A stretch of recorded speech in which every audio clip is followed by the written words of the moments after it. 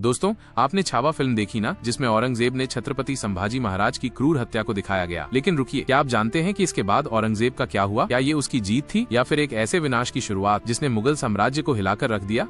आज हम खोलते हैं इतिहास का ये अनकहा पन्ना, एक कहानी जो आपको हैरान कर देगी। बात है 1689 की। औरंगजेब, वो बादशाह जिसके नाम से लोग कांपते थे, ने छत्रपति संभाजी महाराज को धोखे से पकड़ लिया। उसे लगा कि अब मराठा साम्राज्य खत्म। उसने संभाजी को सामने बुलाया और कहा, इस्लाम कबूल कर लो, जिंदगी बख्श दूंगा। लेकिन संभाजी ने ऐसा जवाब दिया कि औरंगजेब का चेहरा लाल हो गया। उन्होंने कहा, मेरा धर्म मेरा गर्व है, इसे छोड़ने से बेहतर है मृत्यु। और फिर उनकी आंखें निकाली गयी, जिस्म को टुकड़ों में काटा गया। लेकिन उनकी शहादत ने मराठों के दिलों में ऐसी आग जलाई जो औरंगजेब के लिए काल बन गयी। संभाजी की मौत के बाद क्या हुआ, वो तो औरंगजेब ने सपने में भी नहीं सोचा था। मराठा सरदारों ने हार नहीं मानी। उन्होंने एकजुट होकर गुरिल्ला युद्ध का ऐसा तूफान खड़ा किया कि मुगल सेना के होश उड़ गए। संताजी घूर पड़े और धनाजी जाधव, ये दो नाम थे जो मुगलों के लिए खौफ बन गए। रात के अंधेरे में छापे, आपूर्ति लाइनों पर हमले, मराठों ने औरंगजेब की लाखों की सेना को जंगल में भटकता छोड़ दिया। एक बार तो संताजी ने मुगल कैंप पर ऐसा धावा बोला कि औरंगजेब के सिपाही अपने तंबुओं में छिप गए। 27 साल तक ये जंग चली और औरंगजेब बस थकता चला गया। आखिरकार 1707 में दक्कन की धरती पर औरंगजेब का खेल खत्म हुआ। वो मर गया अकेला, हारा हुआ। कहते हैं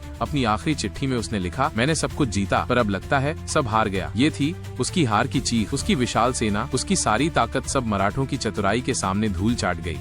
एक बादशाह जो दुनिया को जीतना चाहता था, वो अपनी ही नीतियों का शिकार कैसे बन गया। संभाजी महाराज की शहादत ने मराठा साम्राज्य को नहीं तोड़ा, बल्कि मुगलों के पतन की नींव रख दी। ये कहानी सिर्फ इतिहास नहीं, बल्कि साहस और जज्बे की मिसाल है। अब आप बताइए, क्या औरंगजेब की हार उसकी क्रूरता का नतीजा थी? कमेंट में अपने विचार जरूर शेयर करें और ऐसे ही रोमांचक इतिहास के लिए डेली जी के हिंदी को सब्सक्राइब करें। अगली कहानी का इंतजार मत करिए, बेल आइकन दबाइए।